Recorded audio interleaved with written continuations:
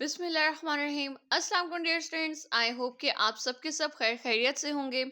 हम लोगों ने स्टार्ट किया हुआ है माइक्रोबायोलॉजी का चैप्टर फंजाई को, जिसके अंदर हम लोगों ने देखा कि फंजाई जो है फ्रॉम यीस्ट टू जो मोल्ड्स तक जा सकता है। ठीक है, यानी कि यूनिसेलुलर से लेकर आपके मल्टी सेलुलर तक जाता है। मीन डिफरेंट तरह की उसकी स्पीशीज होती हैं। अब हम लोग बात कर लेते हैं कि स्लाइम मोल्ड्स क्या होते हैं और वाटर मोल्ड्स क्या होते हैं। हम लोगों ने जिन मोल्ड्स की बात की थी that are little bit different from the slime moulds, वो थोड़े बहुत डिफरेंट होते हैं हमारे स्लाइम मोल्ड से और वाटर मोल्ड से।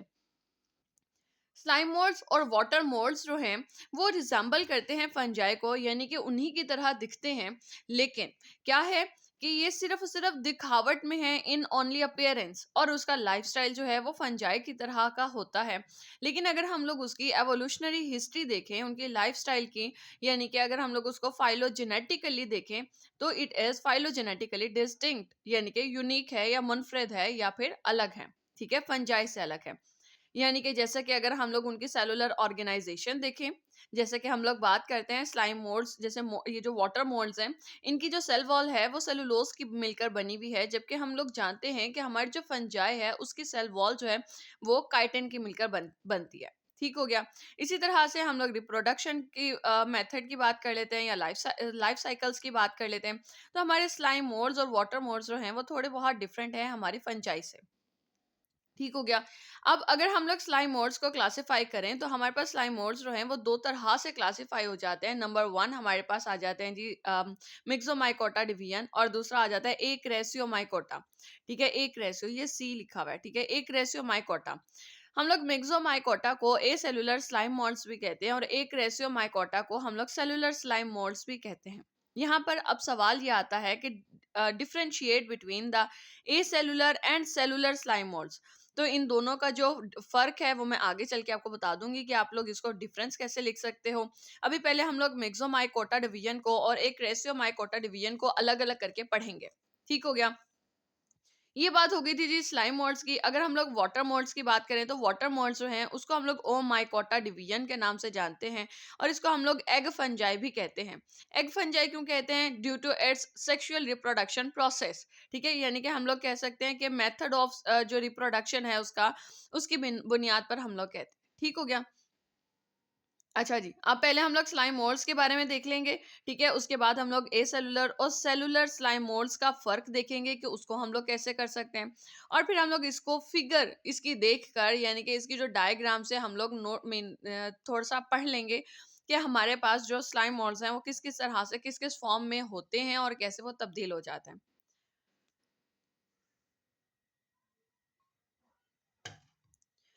अच्छा जी, अब अगर हम लोग बात करते हैं डिवीज़न मिक्सोमाइकोटा की, तो मिक्सोमाइकोटा को हम लोग ए सेलुलर स्लाइम मोल्ड्स भी कहते हैं। आप लोग कहते हो ऐसे मोल्ड्स जो है ना, वो मीन कैसे मौजूद होते हैं? As a single large multi nucleated cell, जैसे हमारे पास प्लाज्मोडियम है ना, बिल्कुल इसी तरह से हम लोग इसको भी इसी वजह से प्लाज्मोडियम का नाम देते हैं। क्यों? क्योंकि इसका सेल जो है ना, जैसे हम लोगों ने पिछली दफा बात की थी कि हमारे पास नॉन सेप्टेट हाइफी थे, वो तो फिर ब्रांच्ड थी ना। ये क्या होता है? ये बिल्कुल ऐसे जैसे मीन एक फैला हुआ जैसे प्लाज्मोडियम होता है, बिल्कुल वो चीज़ है ये। ठीक है? हमारे पास एक बड़ा सारा सेल होगा, ठीक है? मैं भी आगे चल के आपको दिखाती हूँ कि किस तरह का होगा वो। एक बड़ा सारा सा सेल मौजूद होता है, कुछ इस तरह का, ठीक है? फैला हुआ होगा, और उसके अंदर मुख्तलिफ तरह के न्यूक्लियस जो होंगे वो मौजूद होंगे। ठीक है? मल्टी न्यूक्लिएटेड सेल है, लार्ज बड़ा, सिंगल एक, ठीक है? जिसको हम लोग प्लाज्मोडियम कहते हैं, या फिर हम लोग इस सेल को प्लाज्मोडियल सेल का नाम देते हैं। ठीक हो गया। इसके अंदर क्या होता है जी? कलरफुल प्रोटोप्लाज्म जो है ना, स्ट्रीमिंग वो बह रहा होता है। ठीक है? प्रोटोप्लाज्म, कलरफुल प्रोटोप्लाज्म जो है वो स्ट्रीमिंग कर रहा होता है, यानी कि बह रहा होता है। अब अगर हम लोग देख लें कि ये क्या है, it is present in amoeboid fashion. जैसे हमारे पास एमीबा है ना, कि मीन बिल्कुल इरेगुलर सा, जिस तरफ उसका प्लाज्म प्रोटोप्लाज्म गया वहीं पर ही वो हरकत करने लग जाता है और रेंगना स्टार्ट कर देता है। ठीक है, तो क्या करेगा? ये बिल्कुल अमीबॉइड फैशन की तरह ओवर मॉइस्ट मीन मौजूद होता है, और इसी तरह से ही वो रेंगता है उसके ऊपर। ठीक है, और मूव करता है, present and move in amoeboid fashion over moist rotting logs, leaves and other organic matter। moist यानी कि गीले और रॉटिंग लॉग्स यानी कि जैसे गले सड़े जो मीन शतीर होते हैं ना, लकड़ी के बड़े बड़े वो जो मीन मोटी लकड़ी के बड़े बड़े जो तने होते हैं, ठीक है, जो मेन स्टेम होती है, ठीक है, वो चीज, वो रॉटिंग गली सड़ी लॉग्स, वो बड़े बड़े लकड़ी के जो शतीर पड़े हुए होते हैं उसके ऊपर, या फिर जो गली सड़े जो पत्ते होंगे उन पे, या फिर दूसरे ऑर्गेनिक मैटर पर। ये क्या कहता है, अमीबॉइड फैशन की तरह, यानी कि थोड़ा सा प्लाज्मोडियम को अपना जो है आगे बढ़ाया और पूरी बॉडी उस तरफ, फिर थोड़ा सा और आगे बढ़ाया और पूरी बॉडी उस तरफ, इस तरह से ये रेंगना स्टार्ट कर देती है। सेकंड, अच्छा, खाना ये कैसे खाते हैं, फीडिंग बाय फेगोसाइटोसिस।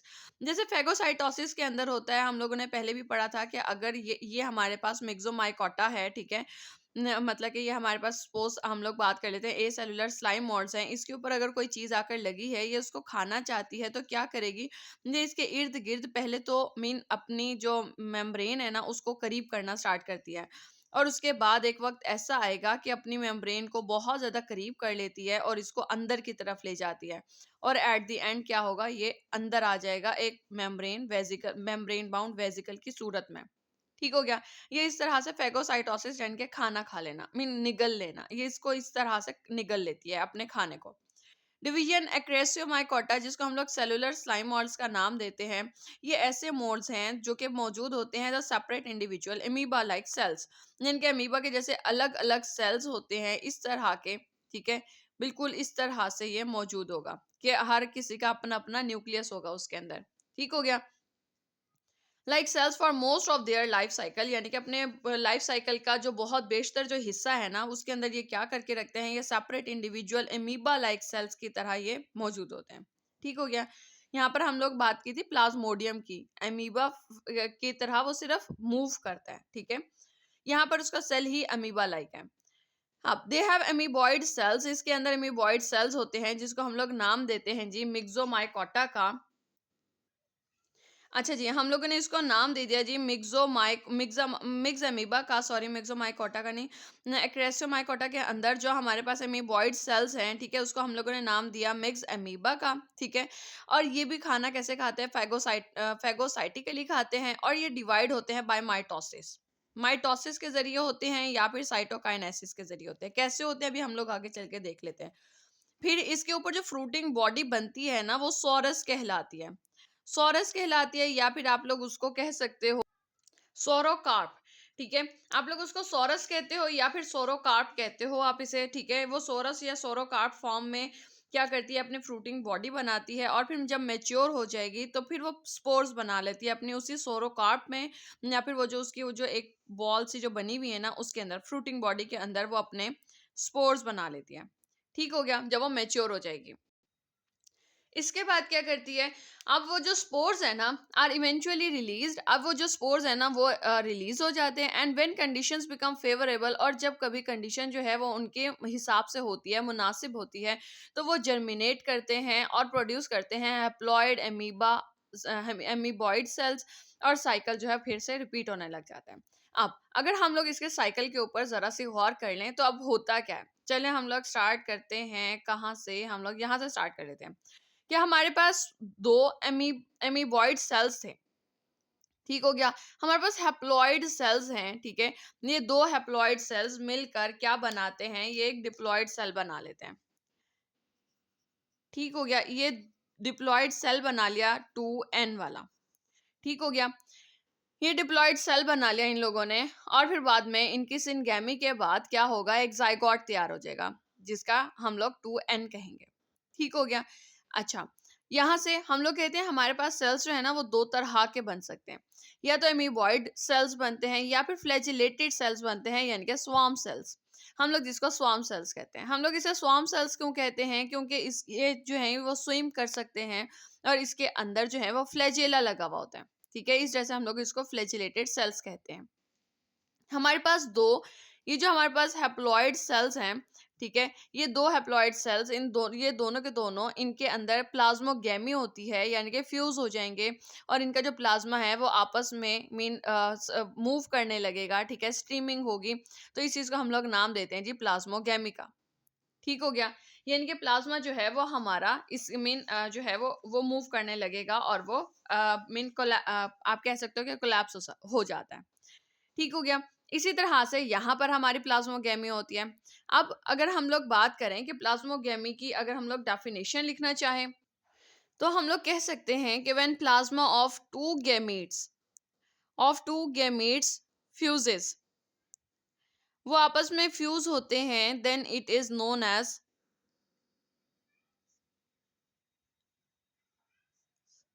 प्लाज्मोगेमी। तो हम लोग उसको प्लाज्मोगेमी का नाम देते हैं। ठीक हो गया। अच्छा, ये जो प्लाज्मोगेमी है ना, ये दो तरह की होती है, या तो आइसोगेमी, ठीक है, या फिर हेट्रोगेमी। आइसोगेमी में क्या होगा कि हमारे दो सेम गेमीट्स जो हैं वो मिलकर एक मीन हमारे पास जाइगोट बनाता है डिप्लॉयड सेल का। ठीक है। इसी तरह से जैसे हमारे दो स्वार्म सेल्स जो फ्लैजिलेटेड सेल्स थे, उन दोनों ने मिलकर एक हमारे पास ये आइसोगेमी बनाया। ठीक हो गया। लेकिन अगर तो हमारे पास जो है same mean to same gametes fuses, तो वो क्या कहलाते हैं? आइसोगेमी। और if two different gametes fuses, then it is known as heterogamy. ठीक है, यानी कि एक हमारे पास जो था वो हमारे पास आ गया एमीबॉइड सेल, और दूसरा हमारे पास आ गया जी फ्लैजिलेटेड सेल। ठीक हो गया। अगर ये दोनों के दोनों आपस में फ्यूज होते हैं तो हेट्रोगेमी होती है, और अगर तो दो सेम सेल्स जो हैं वो आपस में फ्यूज होंगे तो क्या होगा? उसके उसके नतीजे में आइसोगेमी होती है। ठीक हो गया। अच्छा जी, ये दोनों के दोनों फ्यूज हो गए, जाइगोट बना, इनके अंदर माइटोसिस हुई और ये फीडिंग प्लाज्मोडियम में तब्दील हो गया। ये फीडिंग प्लाज्मोडियम जैसे जैसे मीन बढ़ेगा तो क्या होगा? ये मैच्योर प्लाज्मोडियम के अंदर तब्दील हो जाता है। प्लाज्मोडियम क्या चीज है? हम लोग कह सकते हैं कि प्लाज्मोडियम क्या है? That have ability of sliding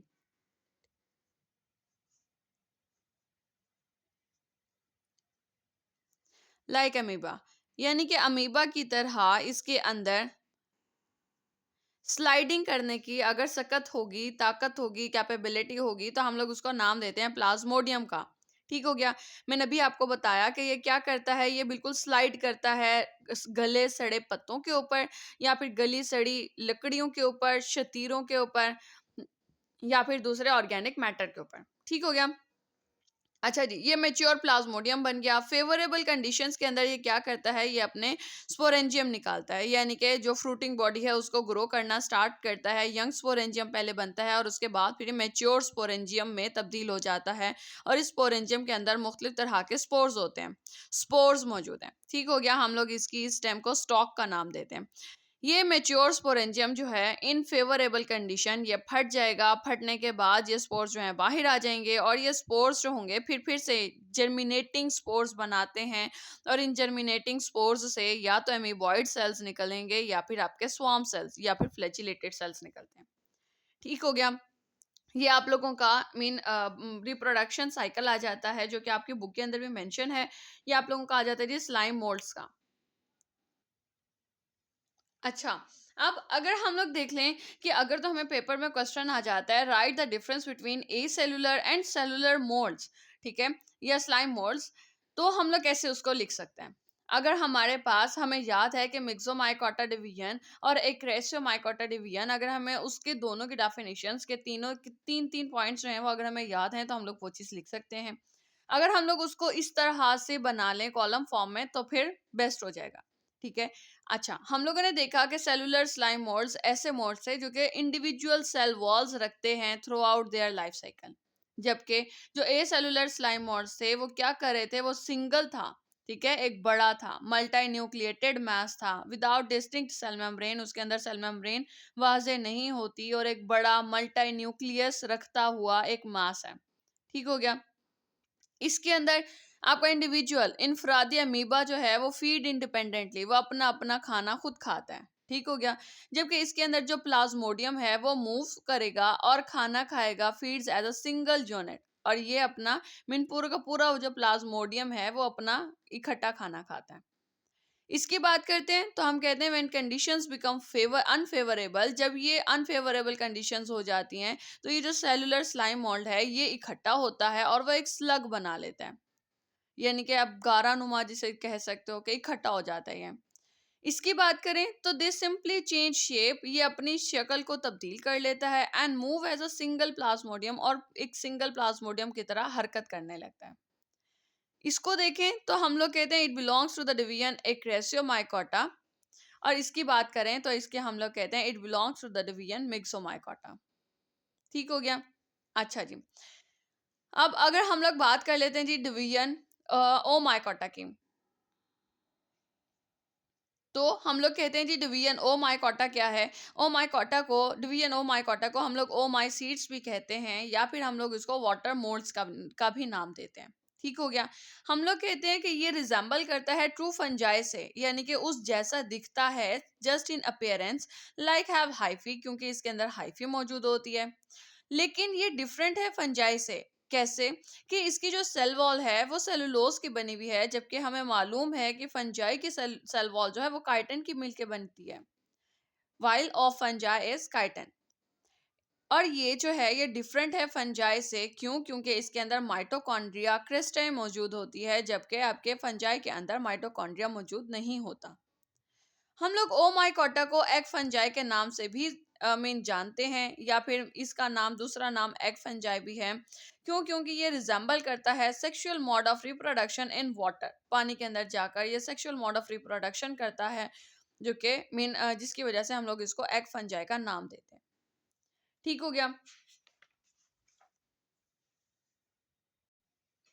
अगर हम लोग डिवीजन ओ माइकोटा की रिप्रोडक्शन को एक दफा देख लें, तो इसके अंदर अगर आप लोगों को समझ में आ जाती है, आप बना सकते हो, तो आप लोग पेपर में बना सकते हो। अगर तो स्किप कर दो तो ठीक है, लेकिन आई थिंक सो आप लोगों को याद कर लेनी चाहिए। डिवीजन ओ माइकोटा के अंदर क्या है कि हम लोग बात करते हैं, कहाँ से स्टार्ट करें, हम लोग यहाँ से स्टार्ट करते हैं कि उसकी जो फ्रूटिंग बॉडी थी अंडर फेवरेबल कंडीशन के अंदर, जो जो उसकी फ्रूटिंग बॉडी थी वो फट गई और स्पोर्स जो है बाहर आ गए। इन स्पोर से जाइगोट जर्मिनेशन होगी, ठीक है। और इस जाइगोट से क्या होगा, जाइगोस्पोरेंजियम बनता है, और जाइगोस्पोरेंजियम से रिलीज हो जाएंगे जब जाइगोस्पोर्स, तो जाइगोस्पोर्स मजीद जाकर एक माइसीलियम बना लेगा, यानी कि एक पूरी की पूरी एक स्ट्रक्चर बना लेता है। ठीक है। आपका ये स्ट्रक्चर जो है, यहाँ पर आप लोगों की जो है वो ओगोनियम मौजूद होता है। ठीक है। और फिर क्या होगी कि ये मियोसिस के बाद आप लोगों की ओगोनियम बनता है, एग न्यूक्लियस बनता है उसके अंदर, और फिर आप लोग कहते हो एंथेराइडियल हाइफी होती है विद स्पर्म न्यूक्लियाई। ठीक है, दोनों चीजें मौजूद होंगी, स्पर्म न्यूक्लियाई भी होगा और एग न्यूक्लियस भी होगा। दोनों की फ्यूजन फर्टिलाइजेशन होने के बाद जो है वो जाइगोट्स बनते हैं, यानी कि ओस्पोर्स बनेंगे आप लोगों के। ठीक है। और यही ओस्पोर्स जो हैं ये अंडर फेवरेबल कंडीशन में ये फट जाते हैं, और फिर ओस्पोर्स, ये जो स्पोर्स हैं आपके बाहर आ जाते हैं। फिर अगेन यही सिस्टम जो है फिर से चलता है। फर्क क्या था कि यहाँ पर आपके पास मियोसिस होती है। ठीक है। मियोसिस के बाद आपके पास एग न्यूक्लियाई, न्यूक्लियस भी मौजूद है, और आपके पास मीन हाइफी विद स्पर्म न्यूक्लियाई भी मौजूद है। ठीक हो गया। आई होप कि आप लोगों को ये आज का लेक्चर समझ में आ गया होगा। फिर भी अगर कोई क्वेश्चन हो तो आप लोग कमेंट सेक्शन में मुझसे क्वेश्चन कर सकते हैं। अब तक ले इतना ही। Thank you so much. अल्लाह हाफिज।